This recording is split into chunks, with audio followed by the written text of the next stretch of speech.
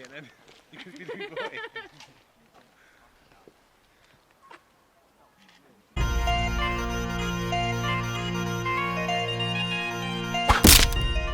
So you may or may not know that we've got an online fitness membership with clients from all over the world. It's a really cool community. We call it the Clan.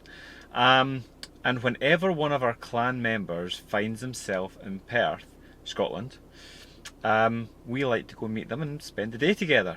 And today's one of those days. So Paulina and her husband Pavel are over to visit, and we're just on the way to go pick them up. So Coach Rab is just coming, and we'll go and see Paulina and Pavel. Here he be, here he be. Oh, I can't get in, I've locked him out. Cuckoo, get you! Hey, hey.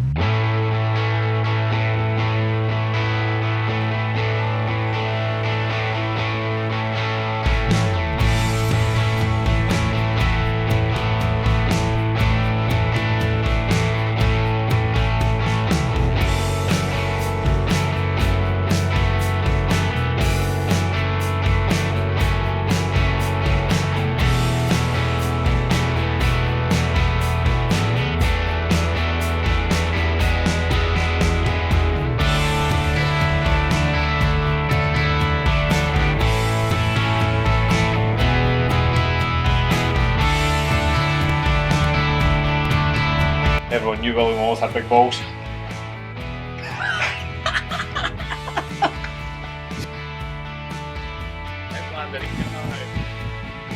Yay. And then fold it down so it looks like. See what it looks like when you fold it down? There we are, look, just a normal kilt. Happy days.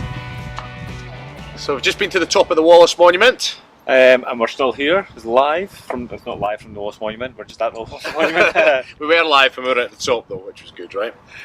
So today we're going to give you a bit of a mindset that you can apply yourself, all based on William Wallace. I think most people watching this will probably have heard of him. But if you've not, then basically William Wallace defied the odds, fought against a dominant English force many times, and ultimately led to the independence of Scotland from the English. Declaration of Arbroath. Yeah. A lot of years later, but nonetheless, yep. So this mindset's all about defying all odds to achieve your goal, because ultimately that's what he did. Everything was against him, it was all stacked against him, but he stuck to what he believed in, and he got his head down and got the job done.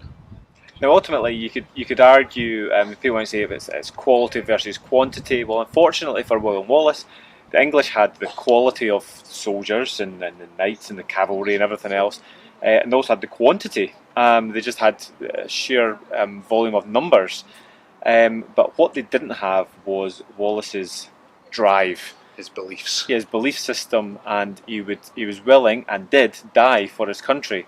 Now, we're not asking you to die for anybody, but you want to be thinking about these principles yourself and think, what do I believe in, and what do I want from my life, from your family, from your career perhaps, and ask yourself what you're willing to do to ensure your success. What things are standing in the way that might seem like barriers, like unsurmountable barriers? What barriers can you break down the way that Wallace broke down? He didn't care if the odds were against him. He went against the odds and won. He was a betting shop's nightmare, right? Often we think about the things that we want, things that you're desiring, and then you make excuses, or things that will seem like rational excuses. You say, well, do you know what? I'd love to do this, but and you get all these reasons left, right, and centre as to why it's not possible. And if William Wallace had done that, then we might be stood in England right now, just the northern part of it. But we're not. We're in Scotland. Because he stood up for what he believed.